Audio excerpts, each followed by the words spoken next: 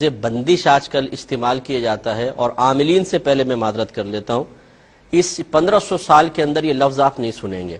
یہ جدید ایجاد ہے، یہ بندش کروا دی گئی ہے. شرعی لحاظ سے بندش کا کوئی تصور نہیں ہے. میں بارہا اس پہ کلام کر چکا ہوں کہ اس طرح لوگوں کو گمراہ کرنا بالکل شرعاً جائز نہیں ہے. میں اس کویسچن یہ کرتا ہوں کہ یہ بتائیے کہ بندش کا کیا مطلب ہے. اگر آپ کہتے ہیں کہ جی رشتوں میں بندش ہے، اولاد پیدا ہونے میں بندش ہے، نوکری میں بندش ہے، کاروبار میں بندش ہے، کیا آپ یہ کہنا چاہتے ہیں کہ اللہ تبارک و تعالیٰ تو آپ کو کاروبار چلانا چاہتا ہے لیکن اس نے بندش قائم کر دی؟ اللہ تعالیٰ تو اولاد دینا چاہتا ہے لیکن اس نے بندش کر دی.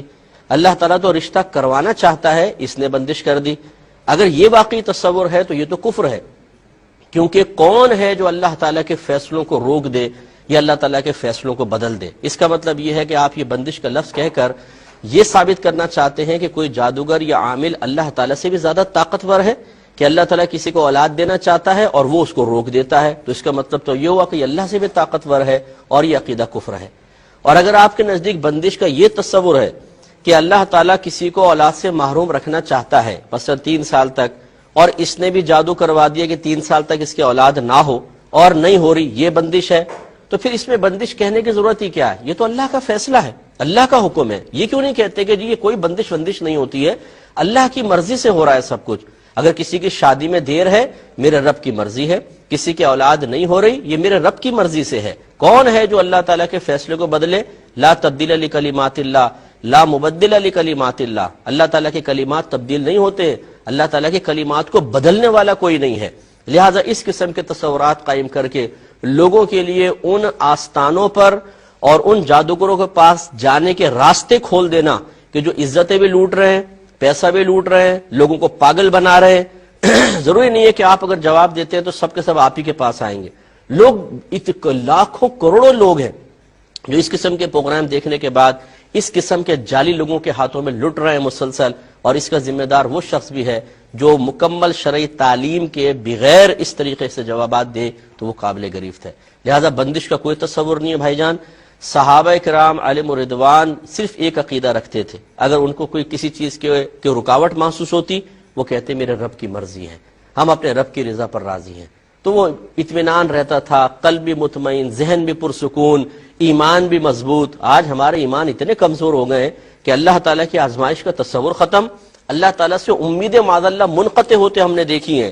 عاملوں سے امیدیں لگا بیٹھے کہ یہ عامل کرے گا جو کچھ کرے گا، اولاد یہی دے گا، رشتہ یہی کروائے گا، کاروبار یہی چلوائے گا. بولتے ہیں یار اللہ سے تو دعائیں کر کر کے تھک گئے معاذ اللہ.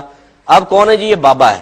ارے بابا، یہ بابا بیچارہ کیا کرے گا؟ بابا یہ اگر کچھ کر سکتا ہوتا تو یہاں کیوں بیٹھا ہوتا؟ آپ ان سے یہ کیوں نہیں پوچھتے؟ یہ تو بادشاہ بنا ہوتا. اگر ہر چیز کو اپنی مرضی کے موافق کرنے پہ قدرت رکھتا، جو یہ بڑے بڑے دعوے کرتے ہیں اور دیواروں اور پوسٹرز پہ انہوں نے لکھوایا ہوا ہے، تو یہ تو پرائم منسٹر ہونے چاہیے تھے اس وقت پورے ملک کے، اور سپر پاور بن جانے چاہیے تھے، کیونکہ اپنے تعویذات استعمال کرتے، اپنے اوپر دم کرتے اور پہنچ جاتے آسمانوں پر. لیکن ایسا نہیں ہے. وہ آپ کے پیسوں کا محتاج شخص بیٹھا ہوا ہے اور آپ اسی کے قدموں میں گر کر اللہ تعالیٰ کو فراموش کر کے اور اپنے ایمان کے خلاف کام کر رہے ہیں.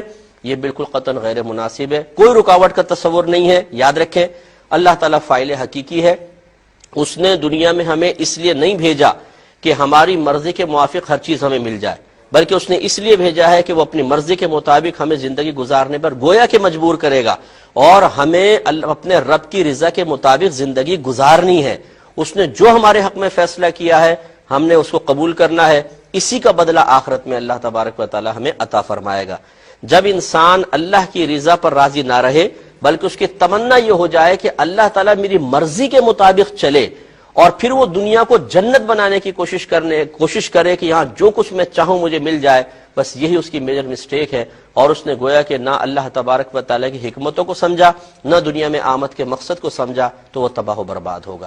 ہمارا کام سمجھانا تھا. مجھے پتا ہے کہ یہ باتیں ہر ایک کی سمجھ میں نہیں آتی ہیں. آپ لاکھ سمجھا لیں، ان عورتوں نے اس قسم کے جعلی باباؤں کے آستانوں کو آباد کر رکھا ہے. وہاں جاتی ہیں، اپنی عزتیں بھی داؤ پہ لگاتی ہیں، شوہروں کا پیسہ خرچ کرتی ہیں، اور پھر ملتا کیا ہے؟ ٹھینگا. بعض اوقات وہی چیز ملتی ہے کہ جو اللہ تعالیٰ نے دینی ہے. تو اس لیے ایمان کو مضبوط رکھیں، اپنے اللہ تعالیٰ سے تعلق مضبوط رکھیں، انشاءاللہ سب کچھ حاصل ہوگا.